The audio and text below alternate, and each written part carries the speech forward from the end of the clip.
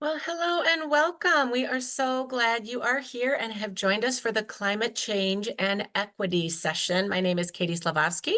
I'm on the Caretakers of Wonder operations team. Sessions are being recorded. We have a Q&A function at the bottom. You're welcome to use at any time during the presentation. And there's also a little CC showing where captions are available at the bottom of your screen. So let us begin.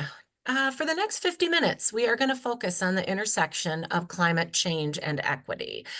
This is a complex intersection and problems persist. Next slide. But our goals today are to build awareness, show examples of solutions, and inspire collective action. Next slide. So when we think about what is climate equity, we're really talking about this idea that climate change does not affect all people equally. Some communities experience disproportionate impacts. People who already face the greatest burdens are often the ones affected most by climate change. Next.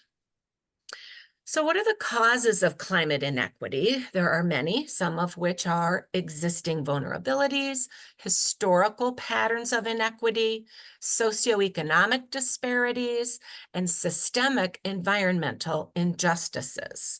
So let's take a deeper look.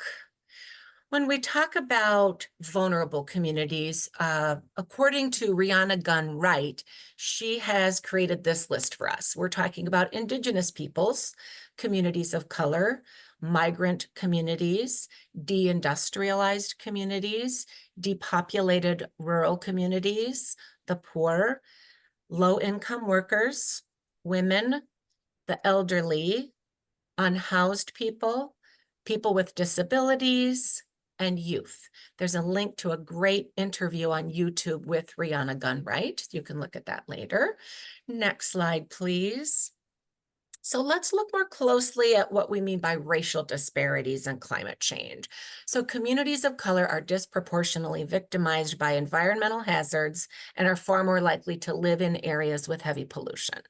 People of color are more likely to die of environmental causes, and more than half of the people who live close to hazardous waste are people of color.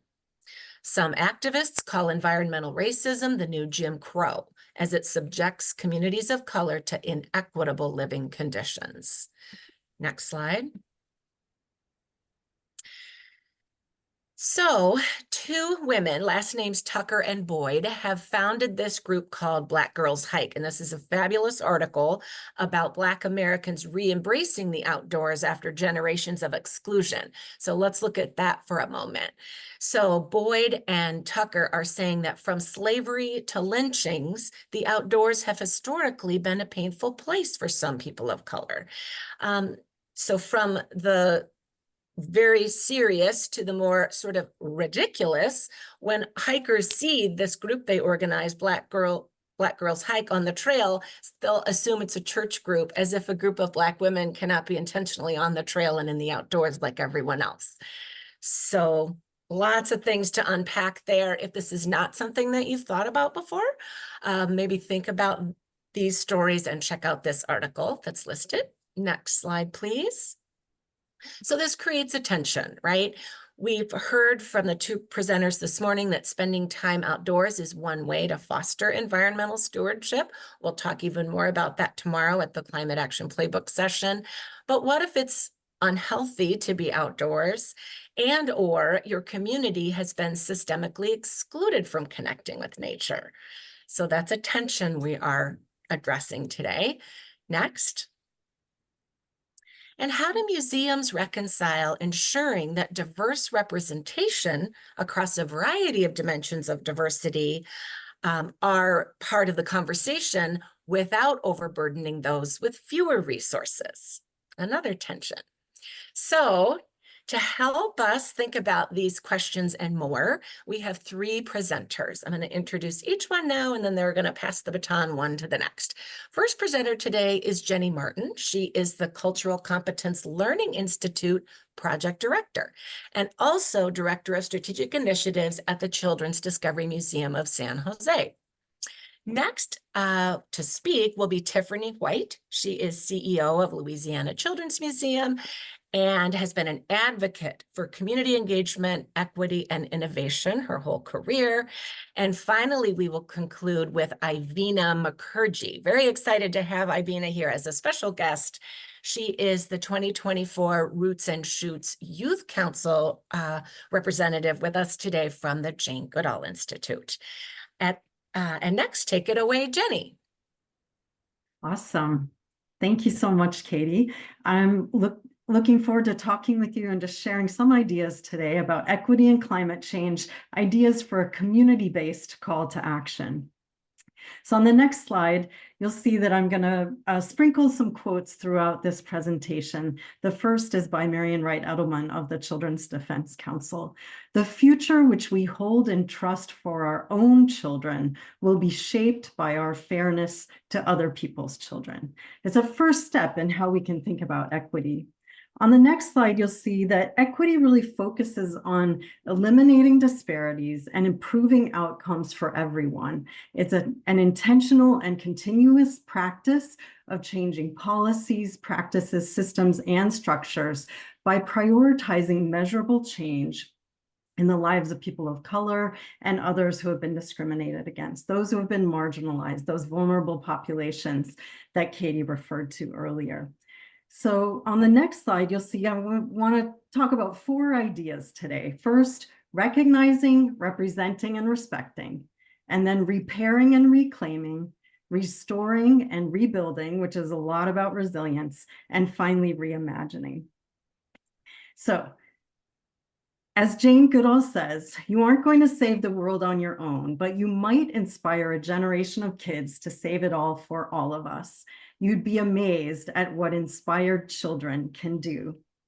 So when we think about, on the next slide, recognizing, representing, and respecting, focused on marginalized communities, the first thing we need to do is really to recognize those disparities.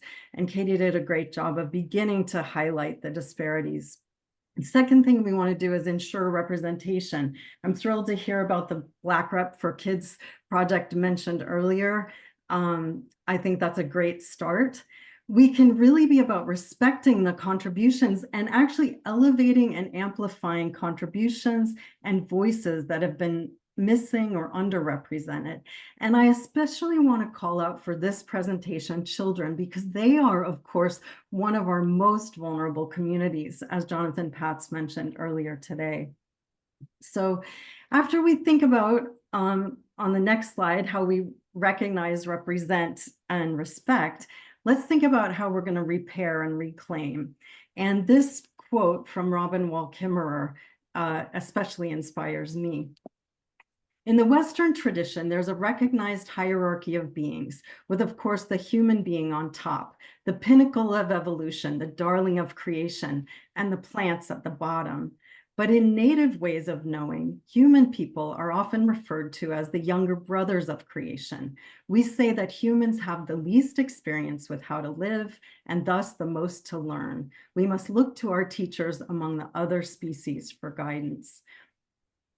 So part of our reparation and reclaiming, as you'll see on the next slide, is really about retrieving ways of living and being that have been sidelined. Robin Wall Kimmerer, as a member of the Haudenosaunee community nation, really helps us to remember that Indigenous ways of knowing have been viewing the world in a balanced way for a long time, but we've gotten away from that. We're more in a human hierarchy, humans best. So earlier in the day, Jessica referred to post-humanism. This is another way of thinking about that. And we also want to both stop current, prevent future, and repair the historic oppression and that frontline and vulnerable communities have faced for a long time. On the next slide, you'll see a quote that is about restoring and rebuilding. When we think about how we can save, we have to think about how we shift our ways of thinking, not holding on to old systems, both systems that have been inequitable. And even as we think about the natural world, restoration and rebuilding looks different. It's not exactly the way that it was. But oak trees set a good example. Oak trees don't set an intention to listen to each other or agree to hold tight to each other when the next storm comes.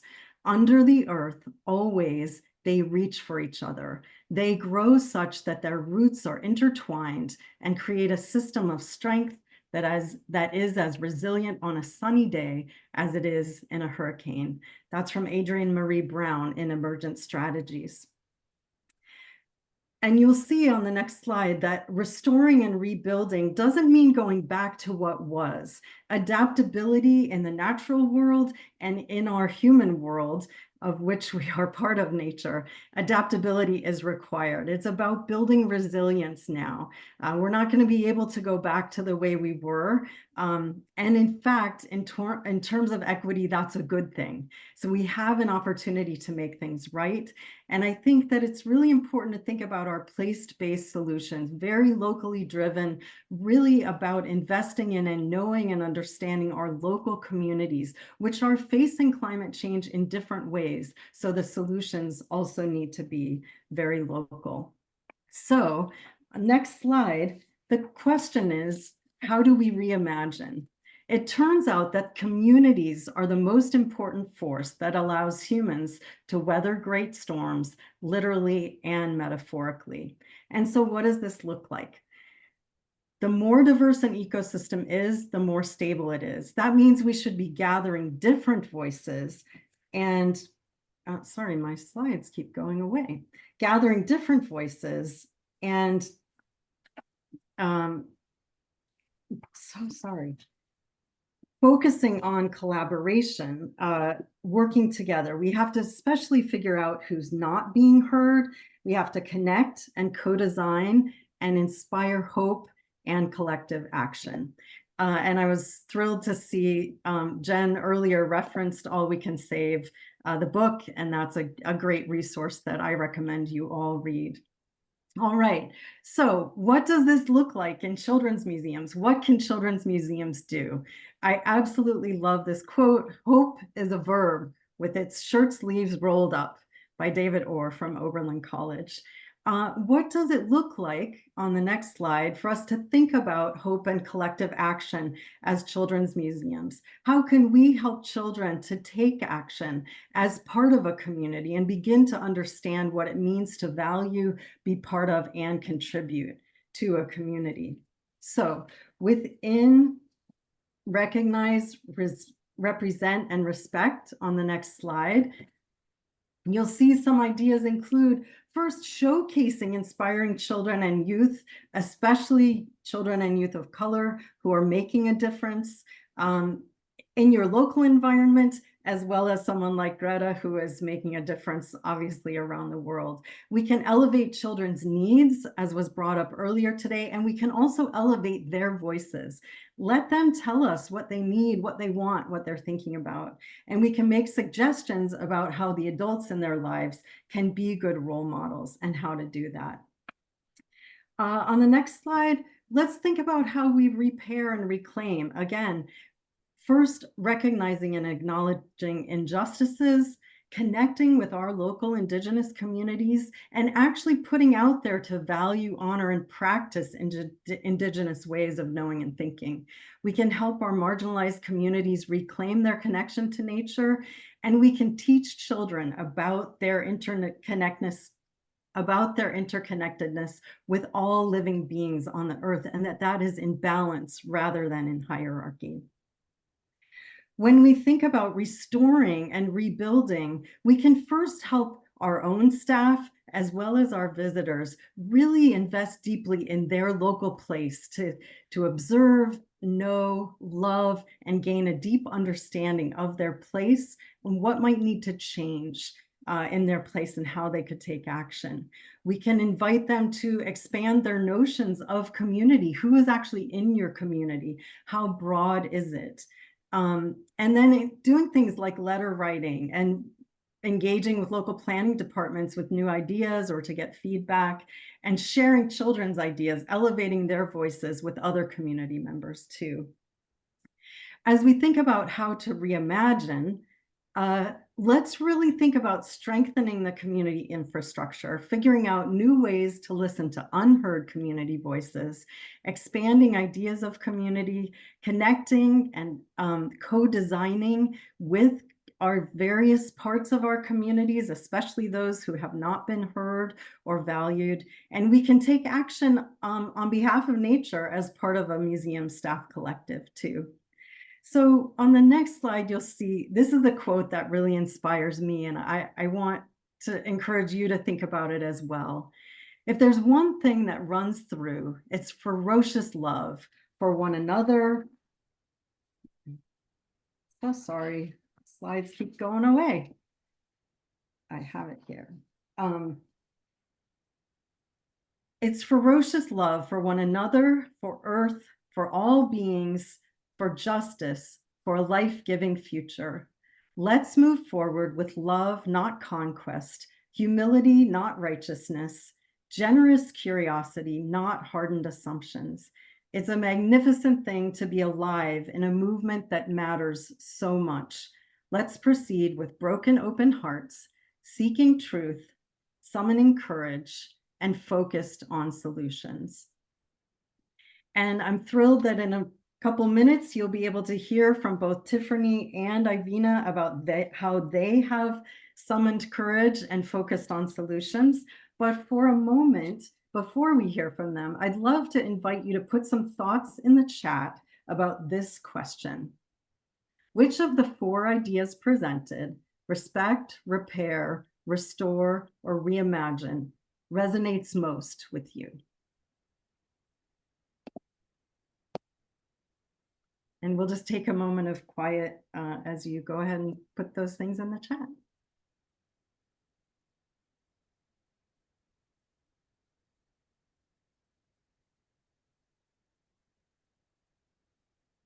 And as you think about how you might reimagine, think about what actions you might take.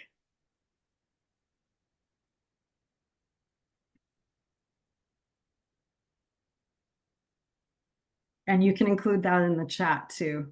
How are you going to reimagine? How might you restore?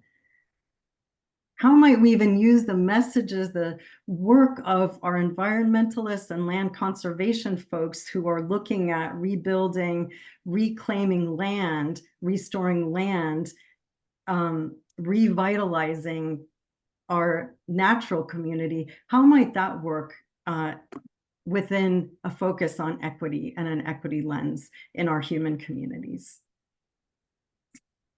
All right. These are great. I really appreciate your thoughts in the chat. Thanks for listening. And now I'm thrilled to have you have a chance to hear from both Tifferney and Iveena about, again, as I said, the amazing solutions that they've had the courage to engage in. So Tifferney, I will turn it over to you. Thank you so much, Jenny. Katie, thank you for setting the stage for us earlier in our presentation. And Jenny, thank you for so eloquently sharing the 4 ideas to consider when thinking about community-based call to action. So we will be focusing on some solutions. I want to start by talking about a project that I'm honored to have been project director on. And it actually embodied all 4 of these ideas: recognizing disparities, repairing and reclaiming, restoring and rebuilding, that building resiliency, and then finally reimagining. Next slide. So when I returned to Discovery Place, where I started my career earlier after I left Las Vegas, that was in 2018, and the organization at the time was re-envisioning the first of its 4 museums, Discovery Place Nature, which was opened in 1946. And at the time, I thought, let's apply for an IMLS grant, Community Anchor, to support this program. What a great way to begin to do this work with a brand new program instead of trying to retrofit something. So as we were looking at this new re-envisioning, the goal of this project, Rooted in Community at Discovery Place, was really to make sure that the re-envision museum was designed and represented all residents of the Charlotte region. And that was no matter their demographics or their identities. We felt like the best way to do this would be to identify and build or rebuild relationships with those communities that were missing and or underrepresented, and have them respond in real time to the designs and the planning that was happening, and then co-design the experiences for that new re-envisioned museum that was being planned and designed. Next slide. So what you'll see on this slide is you'll see that local advisory board for the project that I talked about. And I want to call your attention to the communities that we actually intentionally focused on and made sure were represented in the work. And that was the African American community, the Latinx community, adults with disabilities, adults exploring nature, and then the Indigenous community. Next slide.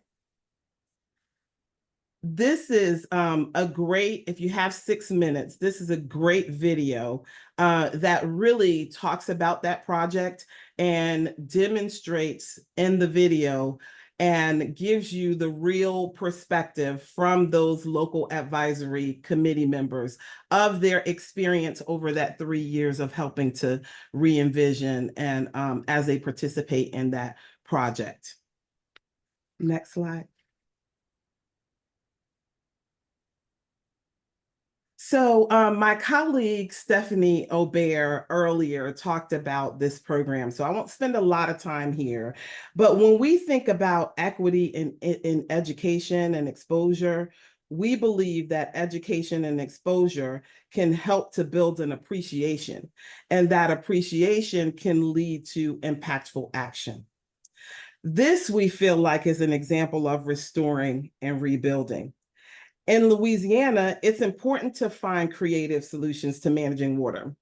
Living with the wetlands means that the ground stays wet for most of the year. And plus, Louisiana gets about 60 inches of rain annually, making it the second wettest state in the country. It's important for us to make sure that children have access to experiences that help them to better understand the environment in which they live. And they also have accessible opportunities to critically brainstorm relevant solutions to those challenges. Next slide. So living with water is an immersive experience in environmental stewardship for third grade students. It has 4 parts. There's an in-depth teacher visit. There's an educational visits from our outreach coordinator that happens at the school. There's a structured field trip back at the museum, leveraging our 100-foot water table, the Mississippi River. And then there's a follow-up meeting with the students and the teachers to reflect on their learning and their experiences. Next slide. So here on the left, what you'll see students engineering water management systems in the museum at the Mississippi River. And on the right-hand side, what you'll see is students engaging with touchable wetland artifacts in their classroom at the school. So you see 2 components of that program happening here. Next slide. I want to talk about this exploring solutions and brainstorming solutions. So at the museum, when they're on their field trip, they have this exercise that they're doing, and we call it Swamp in a Sack Design Challenge. And it uses natural items, but students receive this swamp in a sack for their design challenge. We give them the materials that you kind of see here in the center of the screen, and they're designing a solution to protect their homes from storms.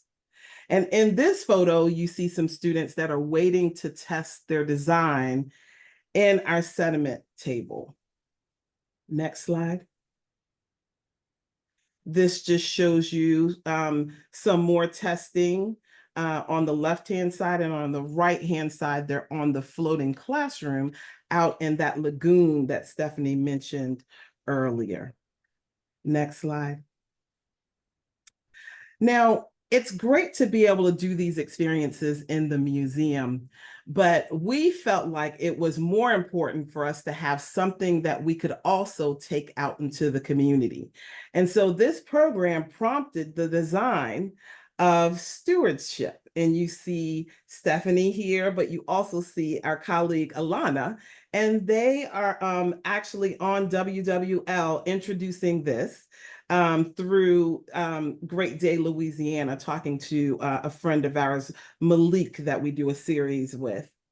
This allows us to be able to create an experience that can go out. It's much like what they would experience at the museum. So it's bigger than putting some materials on a table. It actually is an exhibition that they can interact and work with. Next slide. So you'll see here students that are actually in working with all the interactives that are on stewardship and enjoying those interactives. You see families, adults that are doing the same thing.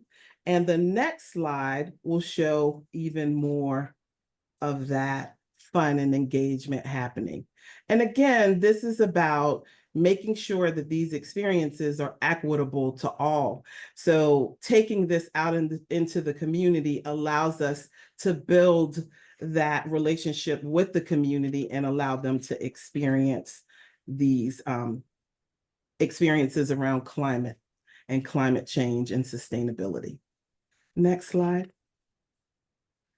So I'm going to brag on Stephanie again here. Stephanie is our Sustainability Learning Director, and she has introduced something that allows us to be able to really create this equitable work environment. So what we think about when we think about an equitable work environment when it comes to climate and sustainability is every individual being able to embrace and practice the values of the organization.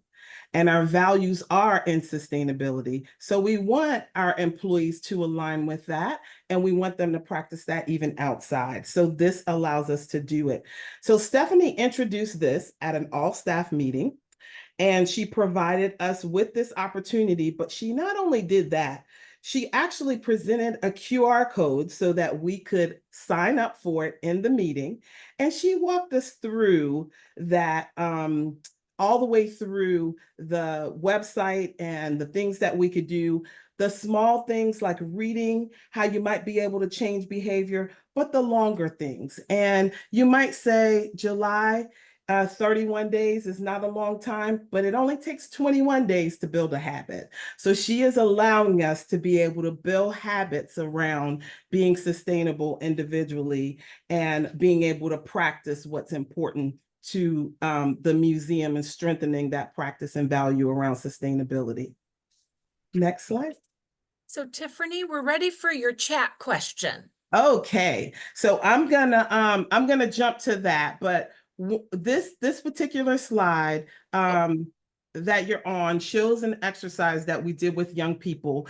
I'm gonna skip that because Iveena is gonna tell us all about work with young people. So she will cover some of those concepts there. So what I would like for you to respond to in the chat is one idea you may try to address climate change and equity in your community or your museum. Just one.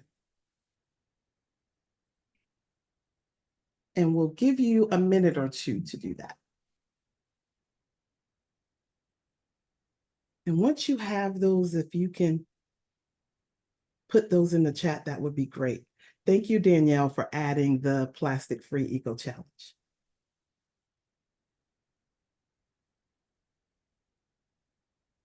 And the YouTube video. Great. Composting, accessible for all. Yes. And start installing water bottle fillers. Yes. interactive piece that brings community members together. While you're putting that in the chat, one of the things that our staff actually selected when we were, suggested when we were talking about the Plastic Eco Challenge is that next year we should invite the community to do this challenge with us. And so that is probably something I'm sure that Stephanie's going to implement for next year. Great. Thank you for putting your ideas in the chat. Awesome. Apartment neighbors, yes, better reduce their waste. Recycling bins, yes, throughout the schools. Inviting youth, yes. Well, with that, I'm going to toss it to Iveena. You are in for a treat. She is awesome, awesome young people doing awesome things. So she'll share some of that. Thank you, Tiffany. I loved your presentation, especially the expertise you bring to the museum space. Hello, everyone. Welcome to this last part of this climate change and equity panel. On the next slide, we'll talk a little bit about where exactly sort of my experience comes from and my experiences with environmentalism. And I think just adding that youth voice to these different conversations. So hello, I'm a part of the Jane Goodall Institute 2024 Roots and Shoots Youth Council. And for those of you who may not know what Roots and Shoots is, it's an awesome organization where basically young youth groups come together and solve and tackle their own problems by creating youth-led groups. So the mission of our goal is to foster respect and compassion for all living beings, promote understanding of all cultures and beliefs, and inspire each individual to take action to make the world a better place for people, other animals, and the environment. And I think that last part really speaks to Jenni's presentation, where she talked about how because we're humans, we have a little bit less experience, and it's awesome to be able to learn and grow from these past cultures and the world and natural world around us. And so something that's really shaped my own experience as an environmentalist is growing up in Delaware, and specifically with Superfund sites. So when I was a little girl, I used to love playing soccer. I was a big soccer fan, and there was a soccer club just a mile away from my home. And so I'd go there and play soccer on the artesian soccer fields. Yet as I went to create a Roots and Shoots podcast episode just a few years ago, I was looking into Superfund sites. And so the EPA has this awesome website where you can essentially go to find Superfund sites near you and then just plug in your zip code. And so I did that. And what I found was shocking.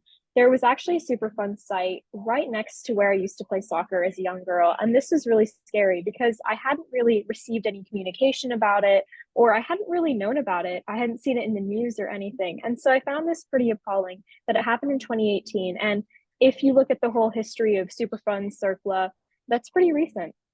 But I was even more shocked when I realized that this Superfund site was actually on the national priorities list. And so that just showed me how close environmental issues can really come to your community. And from then on, I've been looking more into environmental education and advocacy, specifically in our communities. So on the next slide, I'd like to talk a little bit about some youth initiatives and basically showcase some of the different projects that you can do in a museum setting or even in other community groups, and how the Roots and Shoots model can sort of help make those actions happen. So on the first slide, what we're talking about is youth initiatives. So this first one is called the Youth Planning Board. And this is an awesome sort of initiative that my county had created, where for the comprehensive plan, we have one every 20 or so years. So in 2020, we were starting to plan for the 2050 comprehensive plan. And so what they did was they created a board of around 25 peers, and the age limit was 23, no one older. And this was led by some of the younger planning officials in our area. And this was awesome because we got to focus on a lot of different memorandums and op-eds, while also getting to talk to some of the other planning officials. And so this is really a key thing throughout a lot of the youth in education spaces and environmental organizations, that education is typically a part of it. But what's really cool is you're getting access to these local government officials. So in terms of equity here, we had a few local officials highlight local examples of redlining. And this was really scary, but also very insightful into how exactly our county has been planned in the past. But also this was awesome because we got to connect our planning officials with underrepresented minorities in our community. So I was one of the chairs for this youth planning board. And so as one of the chairs, my co-chair and I got to write a memorandum and op-ed for the local newspaper. And we found that a lot of the issues that youth were focusing on, even though it wasn't a climate focused council, was climate change. And so there was a lot of different focus on green space. And as I moderated a few of the environmental public forums, I also saw that other people, all ages, experienced this. So it was really interesting to see that connection between what youth are feeling and what adults are feeling as well. On the next slide, I'd like to talk a little bit more about one of the educational initiatives that I've been a part of, the Youth Environmental Summit. So this is a summit focused on Delaware-specific climate issues and relevant policies.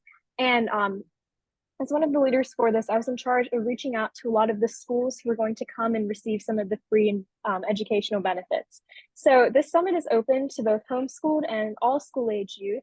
And it's led by a team of around 30 students.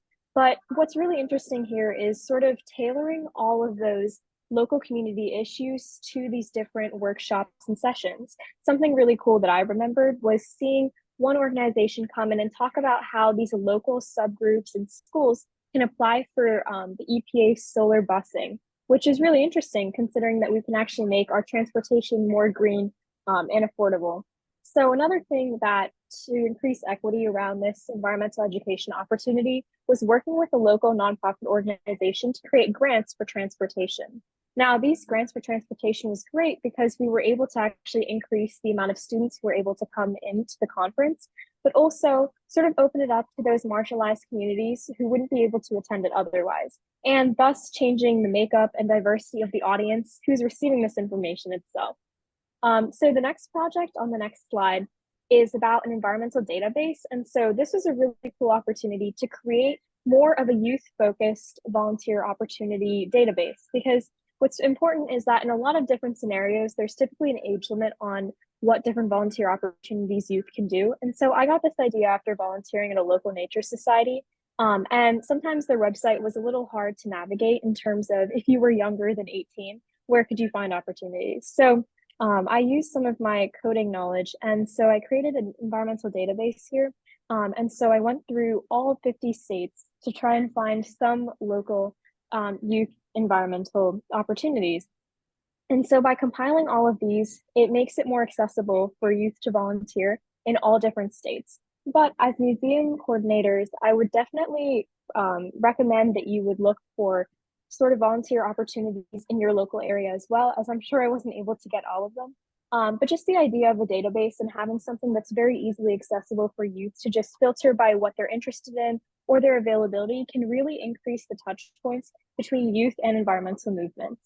And so on the next slide, we have one of our roots and shoots formulas for the 4-step formula. So this is a great opportunity to sort of figure out how exactly to make that step from an idea to action. So the first step would be to get engaged.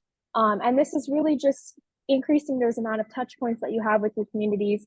I think that sort of similar to the Youth Planning Board, that's a great opportunity to increase viewership and increasing the amount of engagement that you have.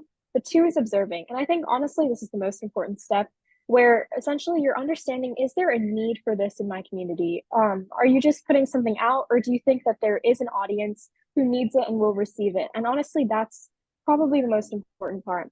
3rd is taking action.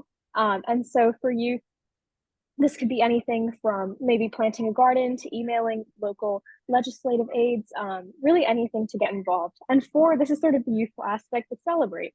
And I think this is also just as important as all the other steps, because acknowledging how far you've come, but also acknowledging community ties that can also increase the likelihood of success of one of your projects in the future.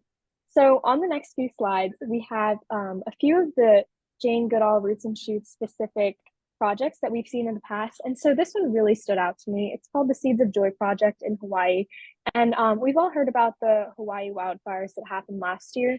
But this project really specifically tackled that. And I found it awe-inspiring that a young girl was able to think of this and then also put it into play. So essentially what this includes is planting around 1,000 new trees in the burn scars of the wildfires that were left behind last year.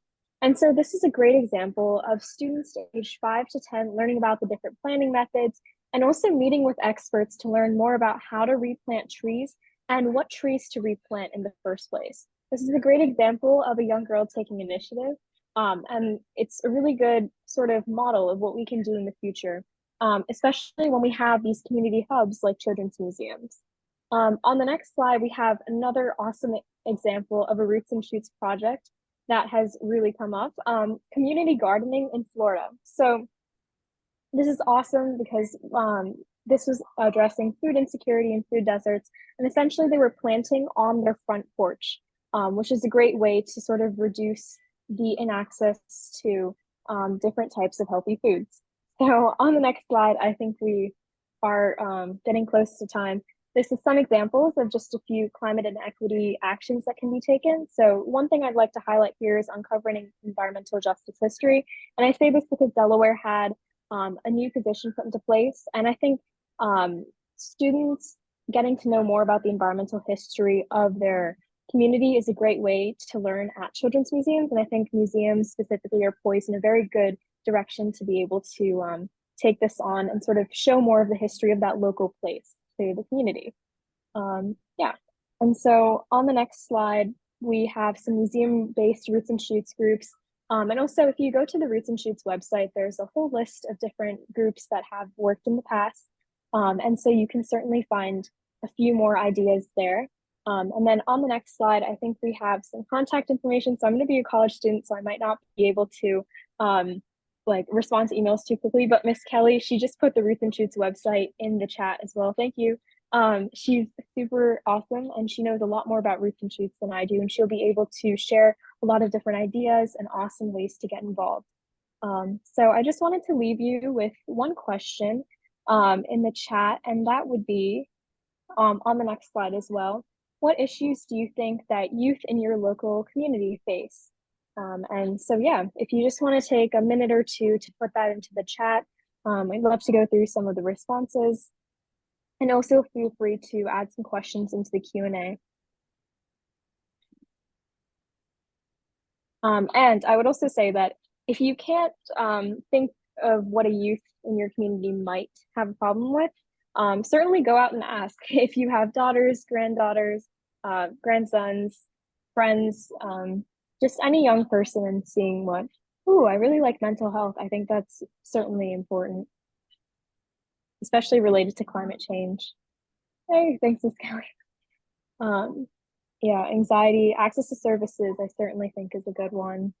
Yeah.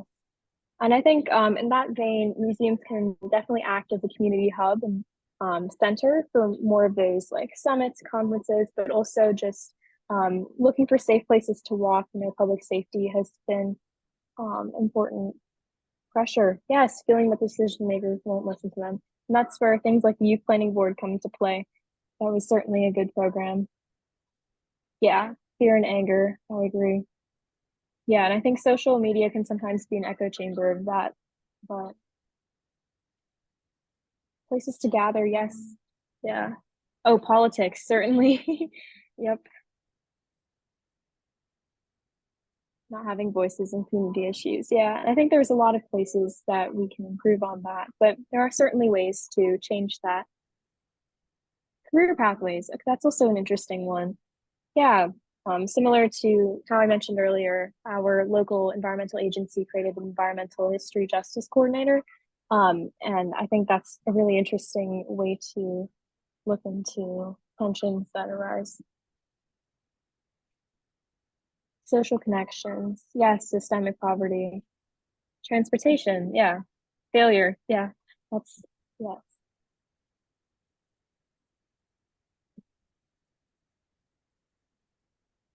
Well, that's wonderful. Thank you so much, Iveena, and folks can keep continuing in the chat. Let's look at the next slide. So we do have 5 minutes for some Q&A. So we have 3 questions right now in the Q&A. Feel free to contribute more.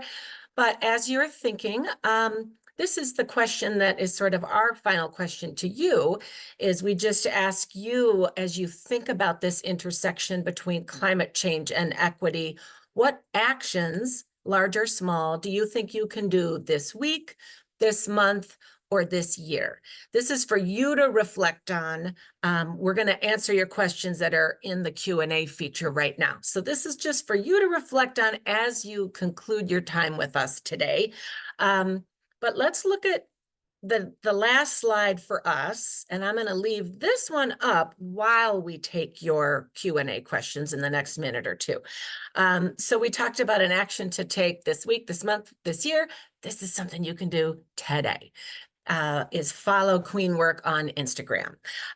Parker is this amazing, funny, smart person who is all about addressing equity and inclusion in conservation and outdoor recreation. She is pithy, right on it, and a lot of fun. So I recommend that.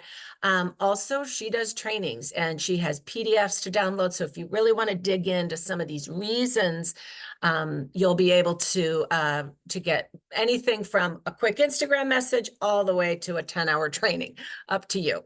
Okay, so in our last 5 minutes, let's go ahead and look at the questions in the Q&A. So the first one is a question. So I'm gonna, Iveena, Jenni, Tifferney, think about this. How can this initiative, how can Caretakers of Wonder help individuals in gaining a deeper understanding of the origins of inequities so that we can all be better prepared to proactively address the root causes while also actively participating in suggested efforts? So I'll go ahead and put that in the chat just so y'all can read that. But are there some responses to that? So it's kind of talking about the root, understanding the root causes of the inequities. Anybody want to comment on that?